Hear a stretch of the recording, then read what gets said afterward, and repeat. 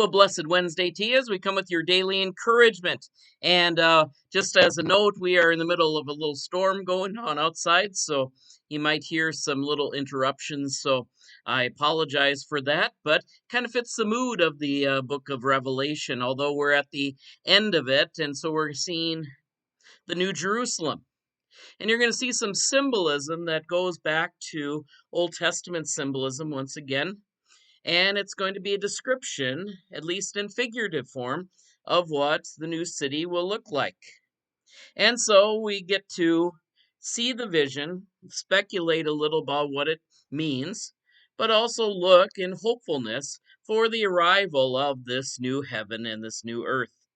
And so, with this figurative language, let us continue to read in Revelation 21, beginning with verse 15. The angel, or the messenger, who had talked to me, had a measuring rod of gold to measure the city and its gates and its walls. Now, first of all, John is getting a personal tour of the new heaven and the new earth. And so he's getting it from a messenger, an angel, who has also been guiding him throughout the book. And so in this, he has a measuring rod, and it's a measuring rod of gold.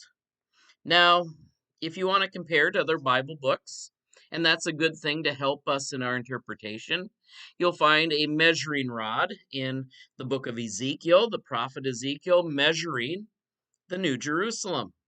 You also found it a little bit of that measuring rod in the prophet Zechariah in his book. So it's a symbol of measuring, and sometimes in the measurements, they're found to not be proportional. But given that it is a gold measuring rod, you are going to see a measurement with its walls, with its gates, with its proportions, a measurement of perfection. And so it says in verse 16, the city lies foursquare. It would have been different if the city was a rectangle, where one was not proportioned to the other. It doesn't mean that God doesn't like rectangles. It just simply means that you have a semblance of proportionality. And so it makes sense that this city is foursquare. Its length the same as the width. And he measured the city with the rod 1,500 miles. Now, in some translations, it has 12,000 stadia.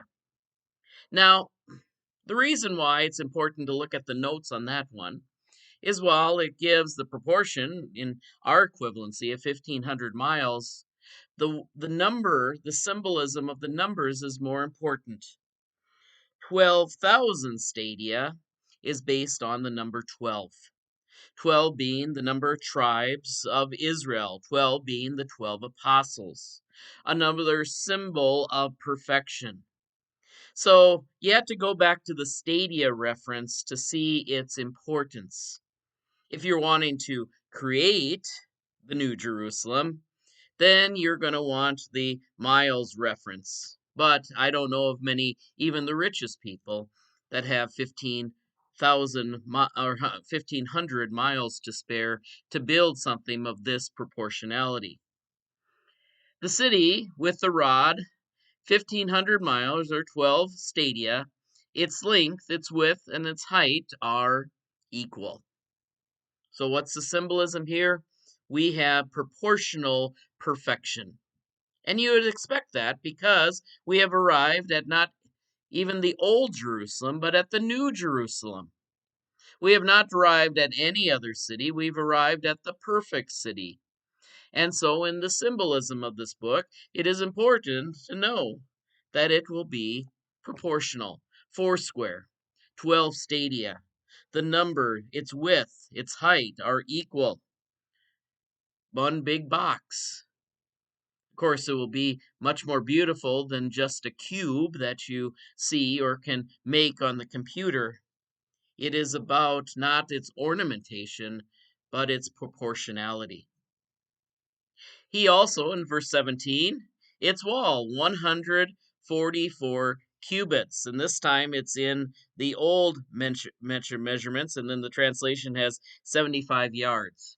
Now, that's what's interesting about this measurement thing, is because do you put the old numbers for the measurements that you don't understand, or do you put them into the notes and stuff? So sometimes you have to kind of be both and. I think the old measurements are important because it's the number that is important. And this number is 44 cubits, or 144 cubits. Once again, kind of multiples of 12 we got going on here by human measurement, which the angel was using. The wall, here now here's the description of it, lest you think that this is boring. The wall is built of jasper, while the city is pure gold, clear as glass. Now that would be the sight to behold. The walls were of jasper, and the city was pure as glass. The foundations of the wall of the city are adorned with not just some jewels, every jewel. The first was jasper, the second sapphire, the third agate, the fourth emerald, the fifth onyx, the sixth carnelian, the seventh chrysolite, the eighth beryl, the ninth topaz, the 10th chrysoprase. See, I apologize for not pronouncing it right. The 11th jacinth, and the 12th amethyst. Now, once again, symbolism. Are these the only jewels? Are there only 12 jewels in the world? No. But these are the most important ones, and they add up to 12. Just like the proportionality, everything has a symbolic thing of perfection. But these are probably the most valuable of the jewels of the world. And verse 21, and 12 gates are 12 pearls.